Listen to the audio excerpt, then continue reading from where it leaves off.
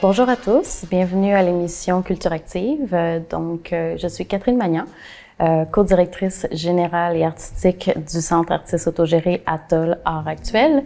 Et nous sommes ici présentement dans la galerie d'Atoll pour l'exposition Ce qui nous entoure de José Luis Torres, qui m'accompagne aujourd'hui. Donc, bienvenue José Luis, merci de m'accompagner aujourd'hui. Non, c'est un grand plaisir pour moi. Donc, j'aimerais commencer avec une première question. J'aimerais ça que tu nous parles de toi. J'aimerais ça que tu nous dises par rapport à ton parcours de vie, ton parcours professionnel, ton parcours d'artiste. Donc, dis-moi un peu plus sur ce que tu fais.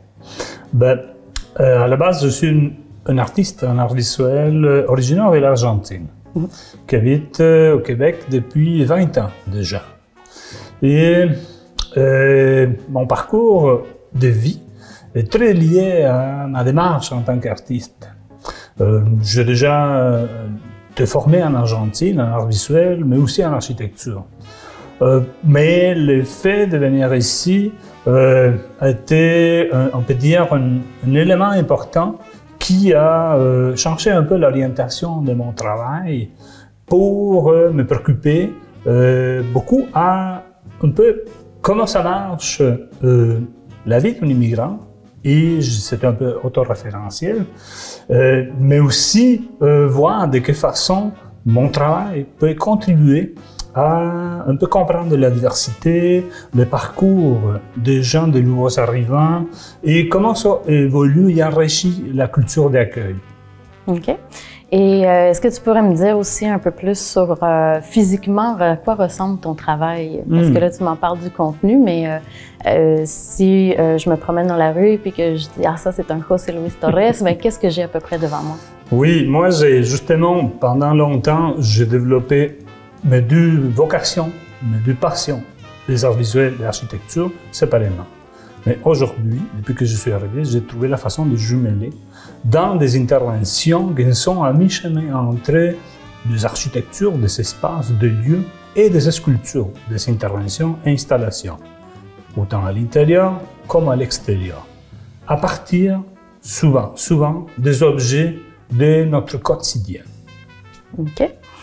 Et parlant, je vais prendre le fait que tu parles des objets du quotidien pour parler un peu de ce qu'on a aujourd'hui en galerie. Donc, le projet, ce qui nous entoure, c'est pas juste une exposition en galerie, c'est un projet qui a plusieurs parties, qui va être un peu plus vaste. Mais aujourd'hui, on se retrouve dans la partie qui serait à l'intérieur de la galerie, parce qu'il y aurait aussi une partie extérieure. Et donc, cette partie-ci, est-ce que tu pourrais nous en dire un peu plus? Quand on rentre dans la galerie, on a l'impression de se retrouver devant un immense meuble ou une composition d'objets qui semble en former juste un. Donc, est-ce que tu voudrais nous en dire un peu plus sur qu'est-ce qu'on voit ici? Oui, cette exposition, ce qui nous entoure, est basiquement inspirée de justement ces objets qui sont nos compagnons de vie. Mais en même temps, c'est des objets qui peuvent être banals ou on peut dire de notre environnement quotidien, mais qui a une charge, on peut dire, métaphorique très fort. Particulièrement, j'ai parti avec un concept de table, de surface à l'horizontale, qui devient un objet de communion, un objet de rencontre, mais composé avec des miroirs pour créer ce sort de fleuve imaginaire, ce sort de parcours qui reflète aussi les gens. OK. Et tu parles de fleuve, entre autres, parce que tout à l'heure, on en avait parlé, mais on peut le redire à nouveau. Le fleuve représente quoi, peut-être, pour plusieurs immigrants d'aujourd'hui et d'avant, peut-être? Oui, exact. Je pense que dans plusieurs endroits, c'était la porte d'entrée, toujours à un nouveau lieu, une terre. Pour moi, il y a comme aussi un symbole très, très fort de la nature, de quelque chose en mouvance, qui nous permettent d'aller d'un point à l'autre, mais qui en même temps deviennent aussi un écosystème indépendant qui accueille toutes sortes d'espèces. Puis, tout à l'heure, tu me parlais d'objets. Pour toi, l'objet, qu'est-ce qu'il représente? On voit qu'on a des objets qui sont pas... c'est pas nécessairement un objet qui est fait à la main, que tu veux travailler dans un atelier de céramique. Ce sont des objets que tu as trouvés où? Et pourquoi tu as choisi ces objets-là? dans cette idée du reflet, de la transparence, de la couleur, la diversité de couleurs, des différentes origines, mais qui jouent dans l'ensemble, sont très en lien un peu justement à les différents points que j'essaie d'aborder avec l'exposition. C'est vrai, c'est des objets qui ont été un peu trouvés ici, là, dans des brocantes, devant des garages. C'est des objets de 12e main. Alors, il y a une autre vie qui revient, mais parce que aussi, il y a quelque chose d'important. Quand j'arrivais, comme plusieurs nouveaux arrivants, on prend tout d'abord des objets qui appartiennent à une autre personne pour leur donner une nouvelle vie. Alors moi, cet aspect du quotidien a devenu une façon de faire avec, pour justement construire mes installations, particulièrement cette ici à Victor. OK, merci beaucoup. Puis, on a parlé pas mal de l'exposition qu'on a présentement à l'intérieur.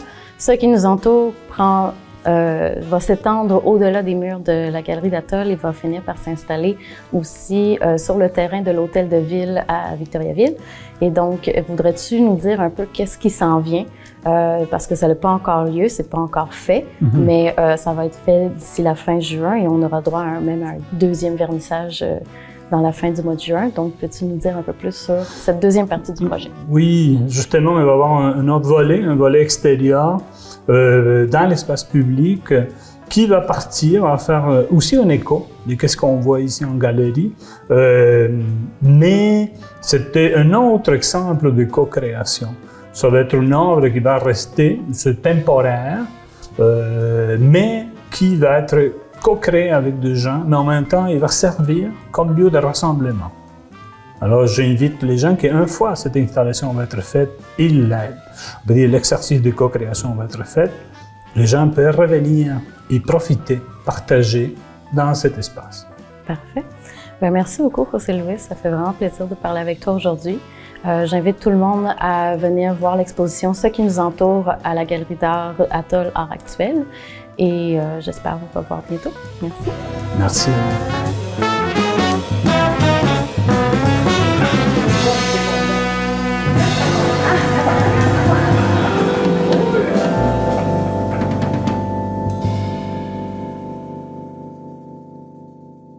Donc, nous voici dans la deuxième partie de la galerie d'Atoll Art Actuel. On va explorer le volet médiation culturelle avec Sophie Chabot. Donc, merci Sophie d'être ici. Avant de commencer et de parler du projet, j'aimerais ça que tu nous dises, pour ceux qui peut-être connaissent pas ce mot, médiation culturelle, qu'est-ce que c'est en général? La médiation culturelle, c'est beaucoup de faire le lien, en fait, entre deux choses. Donc, on connaît beaucoup la médiation familiale ou la médiation avec les avocats qui vont servir de médiateurs. Donc, ils vont faire le lien entre deux personnes. Donc là, la médiation culturelle, c'est vraiment de faire le lien, non pas entre deux personnes, mais entre les arts contemporains, les arts actuels et les arts en général et le grand public, monsieur, madame, tout le monde. Donc, c'est de faire un pont, en fait, entre dans le cas présent ici, entre l'exposition, là, ce qui nous entoure, et maintenant la communauté culturelle africaine qu'on a reçue là, pour le projet. Et donc, j'aimerais ça que tu me dises dans tes mots, c'est quoi le projet, ce qui nous entoure, puis c'était quoi ta part dans ce projet-là? Dans ce projet-là, l'idée, c'était de créer une activité de médiation qui s'inspirait en fait du travail de José-Louis Torres. Et comme c'est un projet là, qui est financé par le ministère de la Culture et des Communications du Québec dans le cadre du programme Culture et Inclusion sociale, donc on devait travailler avec des minorités visibles. Donc, le Atoll a approché le Comité d'accueil international des Bois-Francs.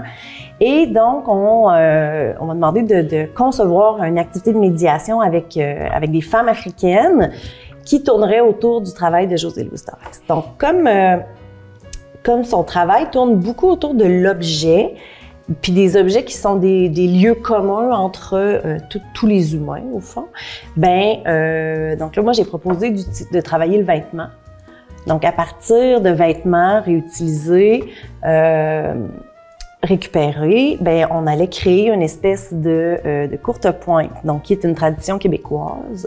Fait que c'était intéressant là aussi de faire ce lien-là avec la tradition québécoise et faire découvrir ça aux femmes africaines. Donc les tables ici ont servi vraiment de tables d'atelier. On voit tous les tissus là qu'on a pu utiliser. Donc chacune a découpé, donc avait des morceaux de 1 pied par 1 pied, sur lesquels on leur demandait donc de nous partager leur parcours migratoire, parce que c'est beaucoup de ça dont l'artiste parle aussi, donc d'un parcours de migration. Et ben, c'était beaucoup des femmes réfugiées, entre autres, donc des parcours quand même qui ont traversé plusieurs pays, souvent différents camps aussi de réfugiés avant d'arriver ici au Québec. Donc c'était vraiment très, très riche comme expérience, là, puis c'était impressionnant de les entendre aussi parce qu'il y a beaucoup de langues.